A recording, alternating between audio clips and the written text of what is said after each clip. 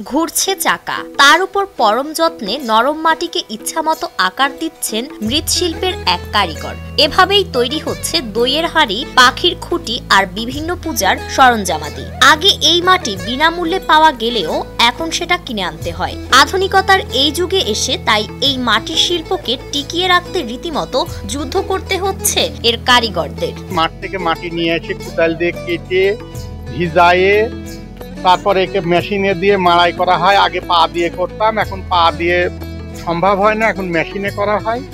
মেশিনে 3 বার প্রসেসিং করতে হয়, করে তারপরে আমরা এই তখন যেটা মন চায়, যেমন দইয়ের হাঁড়ি, এই যে পাখির খুঁটি বানাচ্ছি।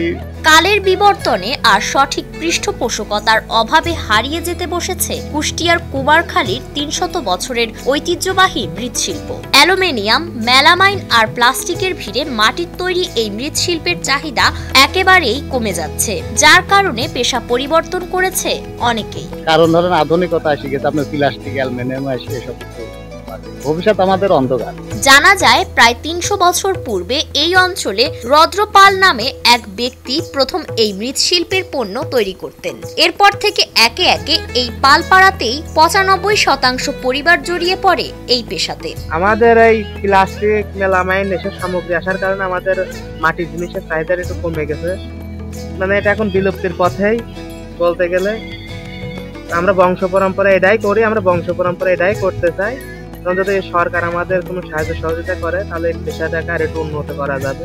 একটা সময় এখানকার তৈরি মৃৎশিল্পের সুনাম ও সুখ্যাতি ছিল দেশব্যাপী। তবে কালের পরিক্রমায় হাতে গোনা কয়েকটি পরিবার এখন তাদের পূর্বসূরীদের এই পেশাকে ধরে রেখেছেন। আমি কুষ্টিয়া পলিটেকনিক থেকে লেখাপড়া ডিপ্লোমা শেষ করেছে। বর্তমান যে চাকরির বাজার, চাকরি নেই, এই জন্য আর কি এই শিল্পটা খুবই ভালো লাগে। বিধায় এইটার বিষয়ে আমরা বাবার সঙ্গে একটু কাজে হেল্প করি, এইটা আর কি করে থাকি। এখনো গ্রামে গঞ্জে সীমিত পরিসরে বিশেষ প্রয়োজনে পিঠা তৈরির তাওয়া, পাতিলের ঢাকনা সহ কয়েকটি পণ্যের ব্যবহার রয়েছে। আর এই মাটির তৈরি পণ্যের প্রয়োজন হলে ক্রেতারা ছুটে আসেন এই পালপাড়াতে। এখানে পূর্বে তৈরি হতো কলস, যেমন হাঁড়ি, গোলপদানি, তারপরে আপনার ধূপসা, আপনার হচ্ছে শাড়ি, দোর পাতিল, এগুলা তৈরি করা হতো। পাল বংশের অনেকেই উচ্চতর লেখাপড়ার পাশাপাশি পারিবারিক এই পেশার সাথেও ওতপ্রোতভাবে জড়িয়ে আছেন। পাশাপাশি অন্তত 20টি পরিবারের নারী সদস্যরাও সমান তালে কাজ করে যাচ্ছেন জীবন ও জীবিকার তাগিদে। সারা ঢোকসা, মালসা এগুলো আমি বানাই।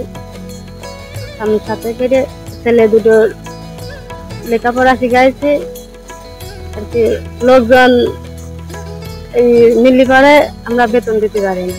চাহিদা থাকা সত্ত্বেও প্রয়োজনীয় অর্থের অভাবে পণ্য তৈরি করতে পারছেন না কারিগররা। সরকারি পৃষ্ঠপোষকতা পেলে প্রায় হারিয়ে যাওয়ার পথে থাকা এই মৃৎশিল্পের অতীত ঐতিহ্য পুনরায় ফিরিয়ে আনা সম্ভব, এমনটাই মনে করছেন এখানকার পাল সম্প্রদায়ের মানুষেরা। ফারিন রহমান প্রীতি, নয়া দিগন্ত।